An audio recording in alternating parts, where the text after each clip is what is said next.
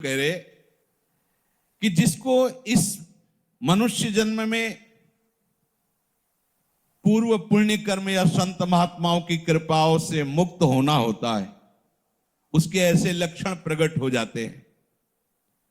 वो शरीर के जितने भोग हैं उन भोगों में उसका विचार प्रकट होने लगता है। कब तक कितना खाते रहेंगे, ये कितना देखते रहेंगे, कितना भोगते रहेंगे, ये प्रारंभिक दशा विचार प्रकट होने लगता है। मन कहता है ये संयोग कब तक रहेगा, कितना कितना विचार, अंदर विचार प्रकट होता है। उस विचार से उसके हृदय में इस शरीर और इन भोगों की जलन से मुक्त होने की इच्छा जागृत होती है। अब वो दानम व्रतम ब्रह्मचर्यम यथोक्तम ब्रह्मधारणम दमः प्रशांतता चैव भूतानां चानुकंपनम संयमाश्चानुशंस्यं च परस्वादानवर्जनम व्यलीका नामकरणम भूतानां मनसा भुवि माता पित्रोश्च शुश्रूषा देवतातिथि पूजनम गुरु पूजा घृणा शौचम नित्यमंद्रिय संयमम। अब उसके हृदय में उदारता प्रकट होती है। क्या वो अब संयम में आने लगता है। कम आहार करना, सात्विक आहार कर, यार आहार से प्राणी पोषण तो करना, चाहे जो कुछ पाओ, इस पर तो भाई संयम करना पड़ेगा। कुछ काल तक आप करके तो देखिए। अभी आपने आहार का केवल देखा है हिसाब, तो आपकी दशा क्या है। आप थोड़ा संयम में आइए और रसेंद्री के मांगे हुए आहार को कम दीजिए। मान लीजिए ये जन्म थोड़ा इसमें लगा दीजिए, आप देख लीजिएगा। केवल प्राण पोषण होता है आहार से, लेकिन जब आप रसेंद्री से युक्त होकर फिर वो आपको और भोगों में फंसाएगा, बच नहीं सकते, पक्का नहीं बच सकते। संभालना पड़ेगा, संभालना पड़ेगा। जब तक आपकी रसेंद्री ठीक नहीं होगी तब तक आप हमारी बातों को धारण करने की योग्यता नहीं प्राप्त कर पाएंगे। समस्त इंद्रियों में चांचल्यता प्रकट करने वाली प्रमुख इंद्री रसेंद्री है, जिह्वा। इसको संभालिए, संभालिए। जगह जगह ये बात शास्त्रों में पाई जा रही कि बहुत साधना में इसका योगदान है, रसेंद्री का। बहुत संयम में रही। हमने बहुत से संत भगवान को देखा है। अब ये जो विचरण करने वाले महात्माओं घटना होती कि भाई 35 रोटी पा गए, ये पा, अब 8 दिन भोजन नहीं मिला तो 35 रोटी क्या करेगी। एक बार में पा लिया, फिर 5-6 दिन के लिए फुर्सत, वहां कुछ विकार थोड़ी आने की जरूरत है। हाँ, जब आपको बाल भोग मिल रहा है, राजभोग मिल रहा है, शयन भोग, तीनों टाइम मिल रहा है, तो अल्पाहार, थोड़ा थोड़ा सात्विक आहार, भजन, हर समय आप बैठ सकते हो, ऐसी हो। अब वो ब्रह्मचर्य व्रत को धारण करेगा। उदारता, संयम, खान पान, ये सब, और ब्रह्मचर्य। सच्ची मानिए ये अलौकिक व्रत है। ब्रह्मचर्य धारण करने वाले को बादाम, हलवा, घी की जरूरत ही नहीं भाई, बिल्कुल सच्ची मानिए। जैसे तप्त भूमि में पैर कैसे पड़ता है, एकदम ऐसी बिजली रहती ब्रह्मचारी के शरीर, बिजली। 60 किलोमीटर बिना विश्राम किए चलते देखा है। पीछे भी चर्चा की थी, हम हार गए। कमंडल हाथ में छड़, ब्रह्माकार वृत्ति, चले जा रहे। कब आहार मिलेगा, कब विश्राम, कोई मतलब नहीं। आहार, भगवदाकार वृत्ति। ब्रह्मचर्य अत्यंत आवश्यक, जिसे आप खिलवाड़ समझ रहे हो, ये बहुत बड़ी हानि है। जिन लोगों को ऐसा लगता है कि ब्रह्मचर्य छीण करके हम घी दूध पी करके, या मकर और कौन सी भस्म और स्वर्ण भस्म, मकर ध्वज और क्या क्या, भाई ये सब उसकी पूर्ति नहीं कर सकते। ध्यान रखना, जो ब्रह्मचर्य आपका छीण हुआ, जो नस नाड़ियों का अभ्यास आपका गलत बन गया, उसको कोई भी भस्म, कोई भी औषधि कोई भी घी, दूध, बादाम, पिस्ता ये पूर्ण नहीं कर सकता। ध्यान रखना, जिन लोगों को ऐसा लगता है वो भ्रम में है, वो भ्रम में है, वो भगवत आराधन की योग्यता खो देंगे। ब्रह्मचर्य अत्यंत आवश्यक है। नींद पर काबू पाने के लिए, शरीर पर शासन करने के लिए, मन पर शासन करने के लिए, दिव्य आनंद का अनुभव करने के लिए ब्रह्मचर्य नींव है, नींव। भले आप गृहस्थ में हैं तो शास्त्र आज्ञा करता है संतान उत्पत्ति आदि के लिए। बस बहुत जन्म हो गए खिलवाड़ करते हुए, थोड़ा तो संयम में इस जन्म में आ जाओ, चाहे गृहस्थ हो चाहे विरक्त हो। ऐसी प्रवृत्ति जो हम अनेक जन्मों से करते आए हैं, वही इस महामहिम मनुष्य शरीर को प्राप्त करके हम पुनः गलती दोहरा रहे हैं। अब हमको वो करना है जो आज तक किया नहीं। आज तक भोग करते रहे तो अब ब्रह्मचर्य से रहेंगे, आज तक विषय चिंतन करते रहे तो भगवत सेवा चिंतन करेंगे, आज तक संसार के रूप का चिंतन करते अब स्वामी के रूप का चिंतन करेंगे, आज तक संसार का नाम गुणगान करते रहे प्रपंच का, अब मैं प्रपंचातीत प्रभु के नाम का, उनके गुणों का गायन करूंगा। जब जिसको भगवत प्राप्ति होनी होती है मनुष्य शरीर में, तो ये संयोग प्राप्त होना शुरू हो जाता है। वो शास्त्रों का स्वाध्याय करने लगता है।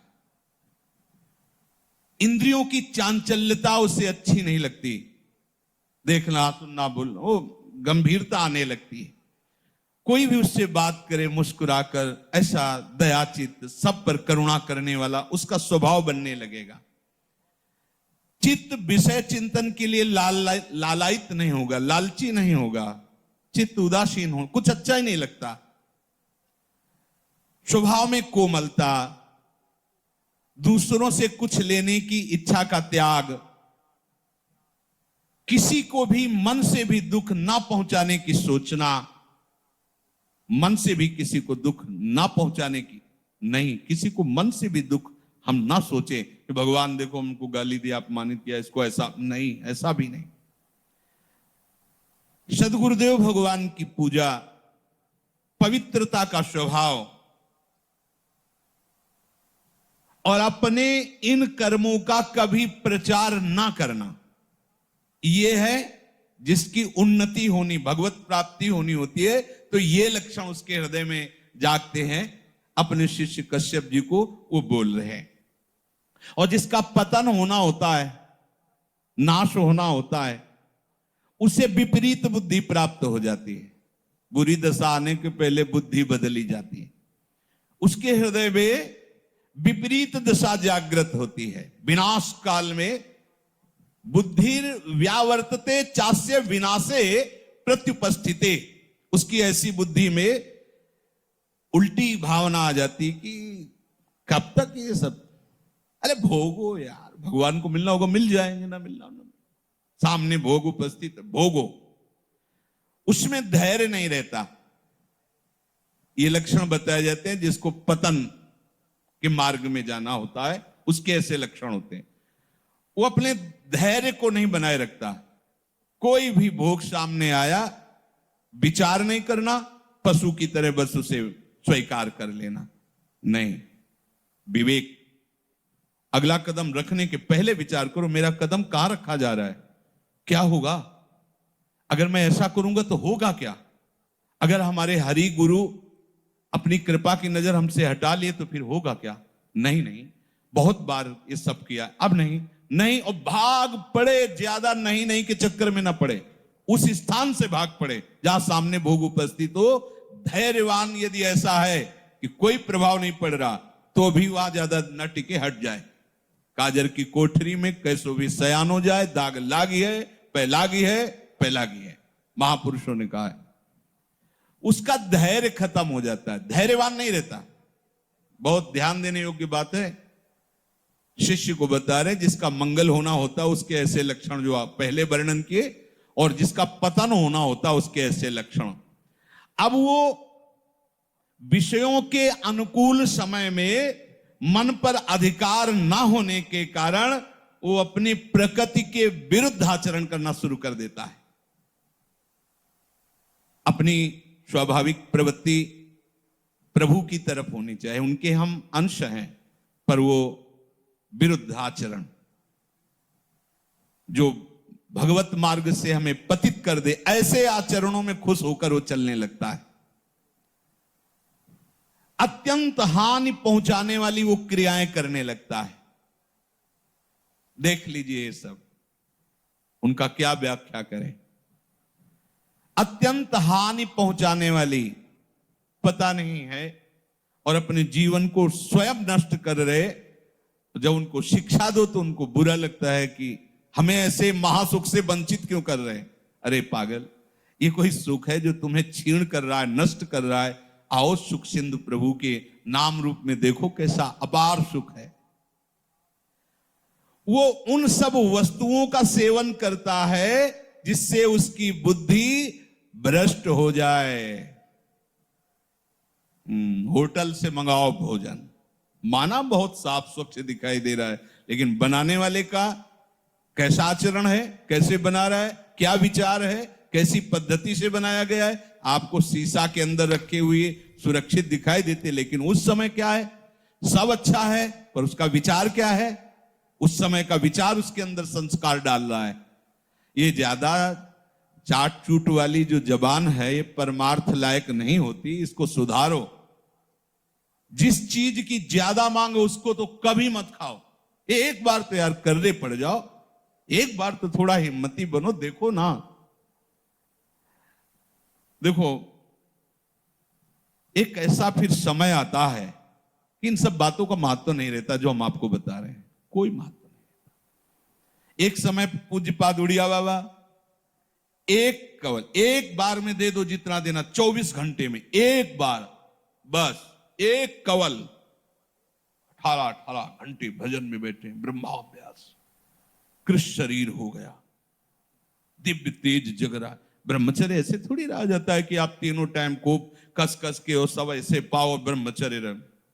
देखो कितनी मांग है, उचित दिया, वो अपने आप पचेगा ना, उसको भी तो पचने का समय दो। सब भरते रहोगे तो पचेगा कैसे, वो फिर पतन हो जाएगा उसका। उसको पचाने के लिए सामर्थ्य चाहिए। क्या सामर्थ्य? जितनी आवश्यकता है वो अंदर पता चलता है। जहां थोड़ा ऐसा लगे कि हम छक रहे हैं, बिल्कुल उसके आगे एक कवल भी मत पाइए। अभ्यास बना लीजिए, उतना ही रखिए। और अगर ऐसा लग रहा है कि पाने की थोड़ी इच्छा है और थोड़ी नहीं है, तो बिल्कुल मत पाइए। उसमें आपका ब्रह्मचर्य पचेगा। जो आपके अंदर जठराग्नि हो, आपके ब्रह्मचर्य को विशुद्ध करेगी। और धीरे धीरे ब्रह्मचर्य जब स्थित होने लगता है तो ऊर्ध्वगामी होने लगता है। जहां ब्रह्मचर्य ऊर्ध्वगामी हुआ तो दिव्य तेज, दिव्य शक्तियां, दिव्य ज्ञान अपने आप जागृत हो जाता है। ये इसीलिए, इसी आनंद के लिए तो मुझे मनुष्य शरीर मिला है भाई। काहे को, जो बहुत बार, अब नहीं, अब जो एक बार भी नहीं हुआ वो करेंगे। क्या? भगवत आराधना, संयम से रहकर प्रभु के मार्ग में चलना। ये आहार पर ध्यान दीजिए, सारा का सारा परमार्थ का इसी पर टिका है, इसी पर, आहार पर ही।